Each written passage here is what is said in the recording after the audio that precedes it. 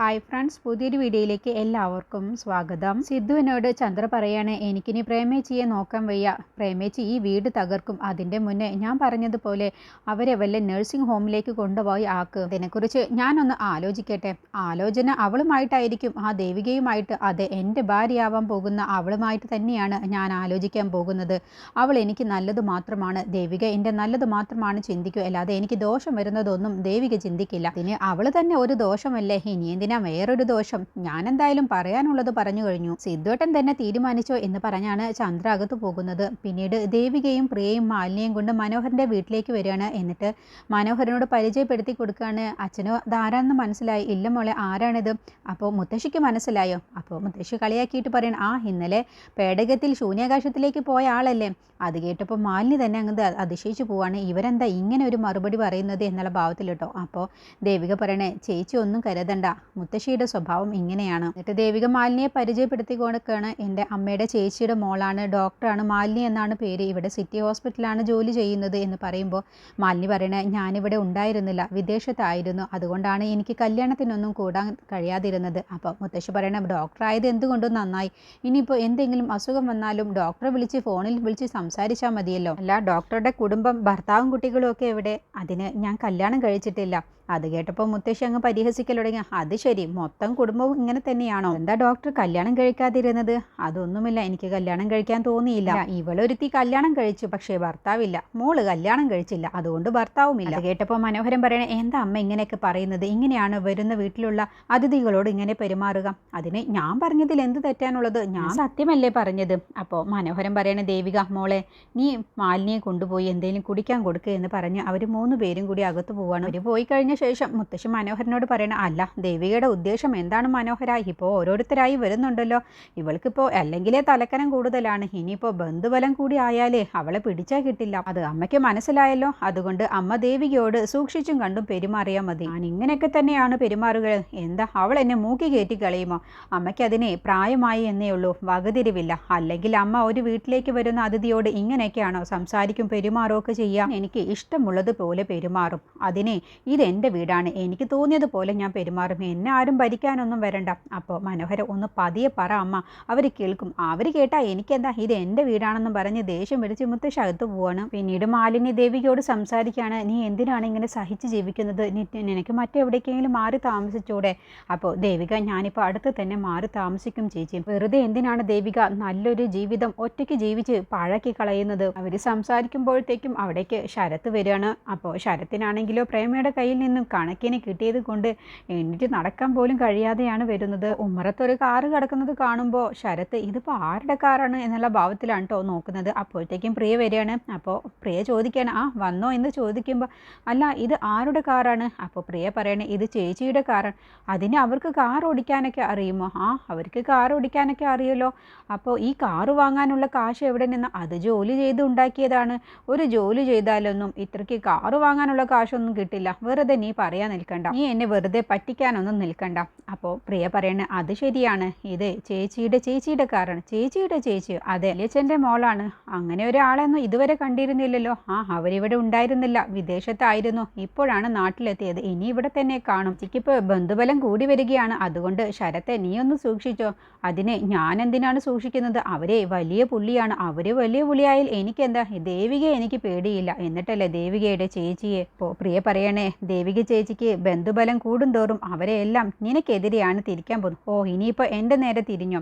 നീ ഒന്നും എത്ര ആഗ്രഹിച്ചിട്ടും കാര്യമില്ല, എന്നെ ഒന്നും ചെയ്യാനൊന്നും നിങ്ങളെ കൊണ്ട് പറ്റില്ല. അതിൻ്റെ മുന്നേ ഞാൻ പറക്കും. എവിടേക്കാണാവോ? ദുബായിലേക്കാണോ? എവിടേക്കായാലും നിനക്കെന്താടി? പക്ഷേ ഞാൻ പോകുന്ന സമയത്ത് ഒറ്റയ്ക്കല്ല പോകുന്നത്, പിന്നെ ആരാ? പ്രഭാവതി അമ്മയുണ്ടാവും. അല്ല, ദേവിക എൻ്റെ ഭാര്യയായിട്ട് ഉണ്ടാവും. ഇപ്പോഴും വലിയ ആഗ്രഹമൊന്നും മനസ്സിൽ നിന്ന് കളഞ്ഞിട്ടില്ലല്ലേ? നിന്നെ സമ്മതിക്കണം. ഇത്രയൊക്കെ പഠിച്ചിട്ടും നിൻ്റെ ഈ ആത്മവിശ്വാസമുണ്ടല്ലോ, അത് നിന്നെ സമ്മതിച്ചു തരണം. നീ കണ്ടോ, നീ ഊഹിക്കുന്നതിലും അപ്പുറമായിരിക്കും സംഭവങ്ങളൊക്കെ നടക്കാൻ പോകുന്നത്. നീ കാത്തിരുന്ന് കണ്ടോ എന്ന് പറഞ്ഞിട്ടാണ് ശരത്ത് അകത്തേക്ക് പോകുന്നത്. അപ്പോൾ ദേവിക മാലിനിക്ക് ഫോട്ടോസൊക്കെ കാണിച്ചു കൊടുക്കുകയാണ്. ദീടെ അങ്ങനെ സുധിയെക്കുറിച്ചുള്ള കാര്യങ്ങളൊക്കെ പറഞ്ഞു കൊടുക്കുകയാണ്. സുധിയേട്ടൻ മരിച്ച ദിവസം എനിക്കും മരിക്കാൻ വേണം എന്നാണ് തോന്നിയത്. ഈ വീട്ടിലുള്ളവരെ ഓർത്തിട്ടാണ് ഞാൻ പിടിച്ചു നിന്നത്. ഈ വീട്ടിലുള്ളവർക്ക് എന്നോട് അത്രയ്ക്ക് സ്നേഹമായിരുന്നു, സ്വന്തം മകളെ പോലെയാണ് അവരെല്ലാവരും എന്നെ കണ്ടിരുന്നത്. അപ്പോൾ മാലിനി പറയണേ, നിൻ്റെ ഭാഗ്യമാണ്, എനിക്കും നിൻ്റെ ഈ അവസ്ഥയിലൂടെ തന്നെയാണ് കൂടിയാണ് ഞാൻ കടന്നുപോയത്. ഞാൻ സ്നേഹിച്ച ഒരാൾ അയാൾ എന്നെ ഉപേക്ഷിച്ചപ്പോൾ എനിക്കത് താങ്ങാൻ കഴിഞ്ഞില്ല. അയാളുടെ മുഖം എൻ്റെ മനസ്സിൽ നിന്നും മാഞ്ഞു പോയില്ല. പക്ഷേ അയാളെ കുറ്റപ്പെടുത്തിയിട്ട് കാര്യമില്ല. അയാളുടെ സാഹചര്യം കൊണ്ടാണ് അയാൾ മറ്റൊരാളെ വിവാഹം കഴിക്കേണ്ടി വന്നത്. പിന്നെ ബന്ധുക്കളുടെ എല്ലാം കുറ്റപ്പെടുത്തൽ സഹിക്കാൻ കഴിയാതെ ആയപ്പോഴാണ് ഞാൻ ഇവിടെ നിന്നും ദുബായിലേക്ക് പോയത്.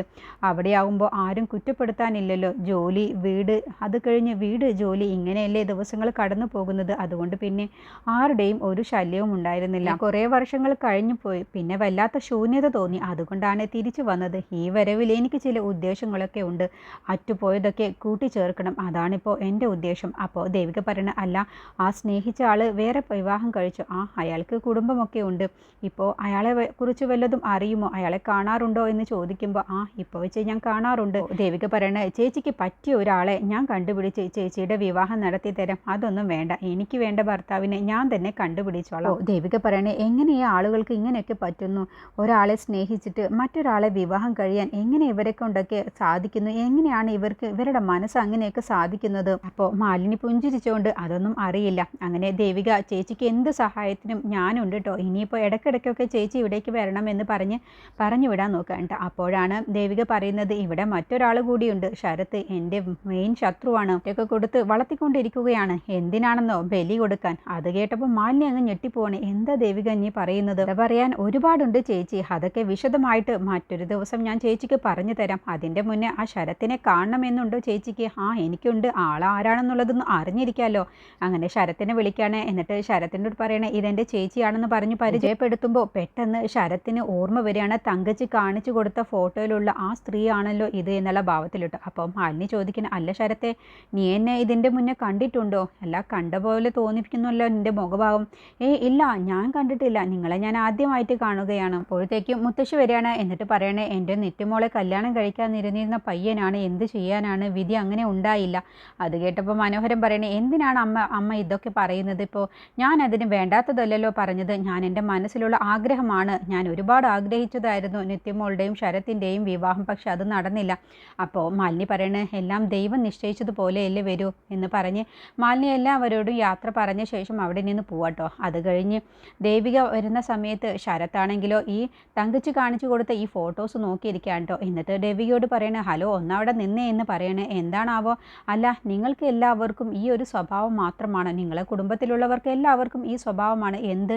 അല്ല, മാന്യമായി ജീവിക്കുന്ന കുടുംബത്തിലെ സ്ത്രീകളുടെ കെട്ടിത്താലി പൊട്ടിക്കുക എന്നുള്ളത് നീ എന്താടാ പറയുന്നത്? മാന്യമായി സംസാരിച്ചോ? അല്ല എന്നുണ്ടെങ്കിലുണ്ടല്ലോ, എന്തറിഞ്ഞിട്ടാടാ എൻ്റെ ചേച്ചിയെക്കുറിച്ച് നീ ഇങ്ങനെയൊക്കെ പറയുന്നത്? എൻ്റെ ചേച്ചി ഈ നാട്ടിൽ വന്നിട്ട് അധികമായിട്ട് പോലുമില്ല.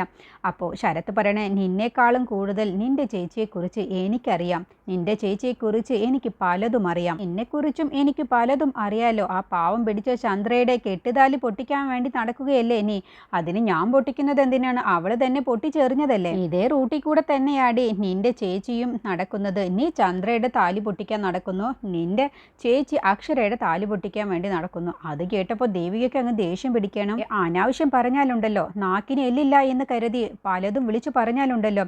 ഞാൻ പറഞ്ഞത് സത്യം തന്നെയാണ്. നിൻ്റെ ചേച്ചി നാട്ടിലേക്ക് എത്തിയിരിക്കുന്നത് എന്തിനാണെന്നാ നീ കരുതിയത്? പഴയ കാമുകനെ സ്വന്തമാക്കാൻ വേണ്ടിയാണ്. പഴയ കാമുകൻ ആരാണെന്ന് നിനക്കറിയുമോ? നിരഞ്ജൻ ഡോക്ടർ. അത് കേട്ടപ്പോൾ ദേവിക അങ്ങ് ഞെട്ടിപ്പോവാണ്. അനാവശ്യം പറഞ്ഞാലുണ്ടല്ലോ, എൻ്റെ ചേച്ചി അങ്ങനെയുള്ള ഒരു ആളല്ല. നിൻ്റെ ചേച്ചി അങ്ങനത്തെയുള്ള ഒരാൾ തന്നെയാണ്. നീ എന്താടി കരുതിയത്?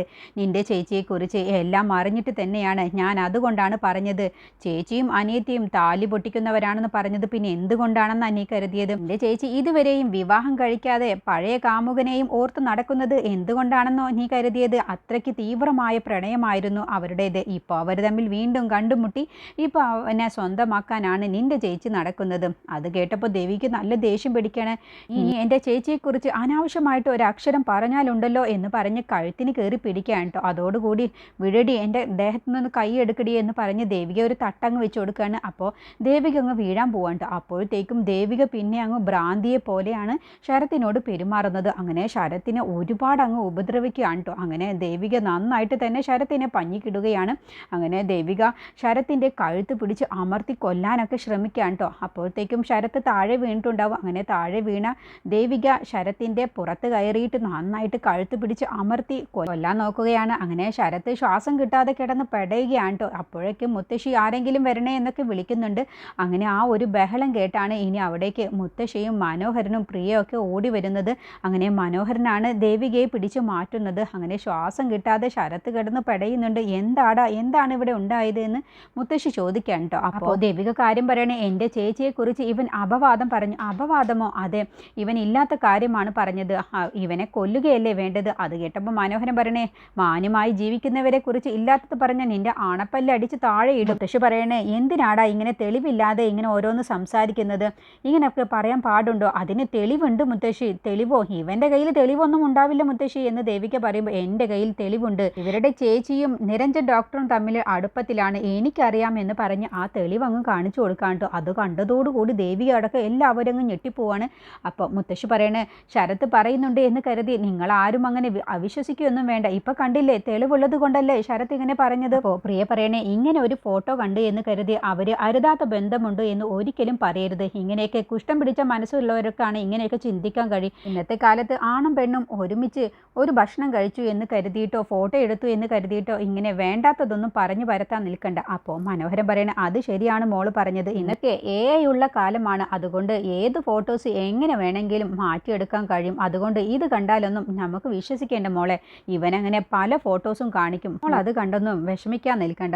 മോളുടെ പണി നോക്കി. ഇവനെ അങ്ങനെ പലതും പറയും. അപ്പോൾ ശരത്ത് പറയണേ, ഞാൻ പറയുന്നത് നിങ്ങൾ ഇപ്പോൾ വിശ്വസിക്കേണ്ട. നാളെ നിങ്ങളും ഇതുപോലെ പറയും. അന്ന് നിങ്ങൾക്ക് എല്ലാവർക്കും വിശ്വാസമാവും എന്ന് പറഞ്ഞാണ് ശരത്ത് പോകുന്നത്. അങ്ങനെ ദേവികയ്ക്ക് ഈ ഫോട്ടോ കണ്ടതോടുകൂടി ശരത്ത് പറഞ്ഞതിലും സത്യമുണ്ടോ എന്നുള്ള ടെൻഷനിലാണ് കേട്ടോ ഇരിക്കുന്നത്.